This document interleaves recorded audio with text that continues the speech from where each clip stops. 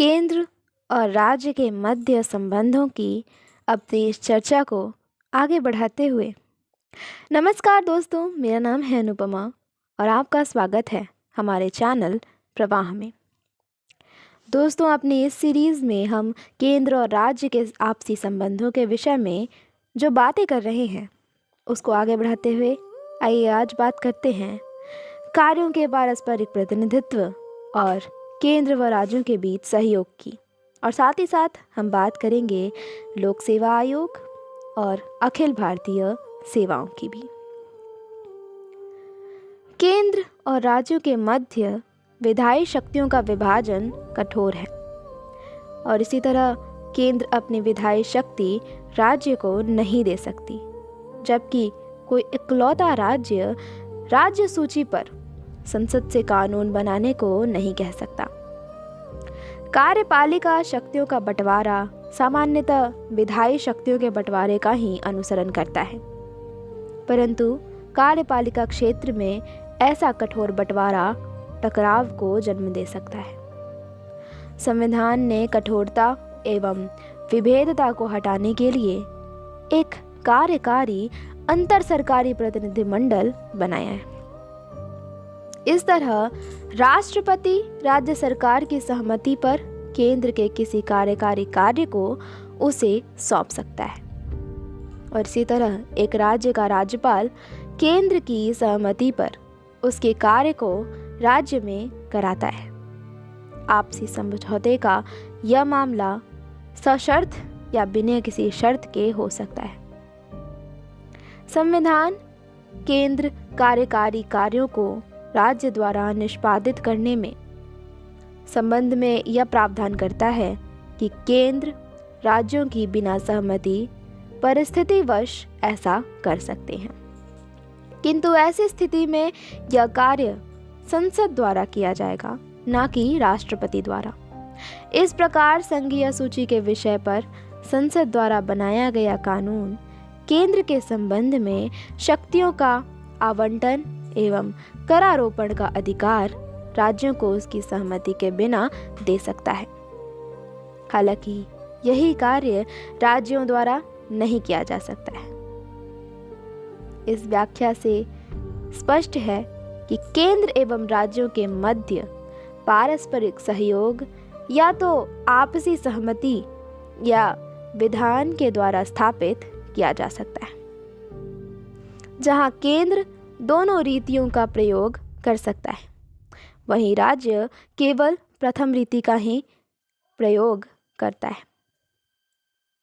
अगर बात करें केंद्र और राज्यों के बीच सहयोग की, तो संविधान में केंद्र व राज्य के बीच सहयोग और समन्वय के लिए कुछ उपबंध हैं। जैसे पहला, संसद किसी अंतर्राज्यीय नदी और नदी घाटी के पानी के प्रयोग, वितरण एवं नियंत्रण के संबंध में किसी विवाद या शिकायत पर न्याय निर्णय दे सकता है। दूसरा, राष्ट्रपति केंद्र व राज्य के बीच सामूहिक महत्व के विषयों की जांच व बहस के लिए अंतर्राज्यीय परिषद का गठन कर सकती है। इसी तरह की परिषद 1990 में बनाई जा चुकी है। तीसरी, केंद्र एवं राज्यों में लोक अधिनियमों, रिकॉर्डों एवं न्यायिक प्रक्रिया के संचालन के लिए भारत के भूक्षेत्र को पूर्ण विश्वास एवं साख प्रदान की जानी चाहिए। और चौथी, संसद संवैधानिक उद्देश्य से अंतर्राज्यीय व्यापार, वाणिज्य एवं अंतर संबंध की स्वतंत्रता व्यवस्था के तहत किसी प्राधिकरण का गठन कर सकती है। दोस्तों, अगर हम बात करें कि अखिल भारतीय सेवाओं के विषय में, तो अन्य संघों की तरह केंद्र एवं राज्य की सार्वजनिक सेवाएं बटी हुई हैं, जिन्हें केंद्रीय सेवाएं या राज्य सेवाएं कहा जाता है, और इनमें अखिल भारतीय सेवाएं IAS, IPS और IFS शामिल हैं। इन सेवाओं के अधिकारी केंद्र और राज्यों के अंतर्गत उच्च पदों पर अपनी सेवाएं प्रदान करते हैं, परंतु इनकी नियुक्ति और प्रशिक्षण केंद्र द्वारा किया जाता है। इन सेवाओं को केंद्र एवं राज्यों द्वारा संयुक्त रूप से नियंत्रित किया जाता है।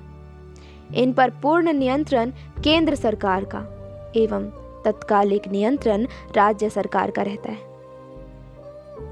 आईएएस, आईपीएस और आईएफएस, इन तीनों अखिल भारतीय सेवाओं में से प्रत्येक का आवंटन राज्य की आवश्यकता अनुरूप किया जाता है तथा इनमें से प्रत्येक में समान स्तर के अधिकारी होते हैं एवं उन्हें समान वेतन प्रदान किया जाता है। हालांकि अखिल भारतीय सेवाएं राज्य की स्वायत्तता और संरक्षण को सीमित करे और संविधान के संघीय सिद्धांत का उल्लंघन करती है। इन सेवाओं का समर्थन कुछ आधार पर किया जाता है, जैसे पहला, केंद्र एवं राज्य में उच्च स्तरीय प्रशासन के रखरखाव में। दूसरा, पूरे देश में प्रशासनिक एकीकरण व्यवस्था सुनिश्चित करने में। और तीसरा, केंद्र एवं राज्यों के सामूहिक हितों के संबंध में सहयोग एवं संयुक्त कार्यों में। दोस्तों, लोक सेवा आयोग के क्षेत्र में केंद्र राज्य संबंध इस प्रकार है। पहला, राज्य लोक सेवा आयोग के अध्यक्ष व सदस्यों की नियुक्ति यद्यपि राज्यपाल द्वारा की जाती है, लेकिन उन्हें सिर्फ राष्ट्रपति द्वारा हटाया जा सकता है। दूसरी, संसद संयुक्त राज्य लोक सेवा आयोग का गठन संबंधित विधानमंडलों के अनुरोध पर कर सकती है। इसके अध्यक्ष और सदस्यों की नियुक्ति राष्ट्रपति करता है। राज्यपाल के अनुरोध एवं राष्ट्रपति की मंजूरी के बाद संघ लोक सेवा आयोग यानी यूपीएससी राज्य की आवश्यकता अनुसार कार्य कर सकता है। और चौथा, संघ लोक सेवा आयोग योजनाओं के क्रियान्वयन, संयुक्त भर्ती आदि पर राज्यों की सहमति, जो 2 या अधिक राज्यों के अनुरोध पर होती है, उनकी सहायता करता है। वैसे तो केंद्र राज्य संबंध में प्रशासनिक संबंध से जुड़ी कई ऐसी बातें हैं जो हमें जानना अभी बाकी है, लेकिन क्योंकि समय इतनी ही इजाज़त देता है, मैं आपसे बहुत ही जल्द मिलूंगी इस वीडियो के अगले भाग के साथ, जिसमें हम उन बातों को भी जानेंगे जो जानना रह गया। अगर आपको ये वीडियो पसंद आई हो तो लाइक करें। इस वीडियो से जुड़े अपने विचार हमें कमेंट करके ज़रूर बताएं। वीडियो को शेयर करें और ऐसे ही आने वाले वीडियोस के लिए चैनल को सब्सक्राइब करना ना भूलें। मैं मिलती हूँ आपसे अगली वीडियो में, तब तक के लिए नमस्कार।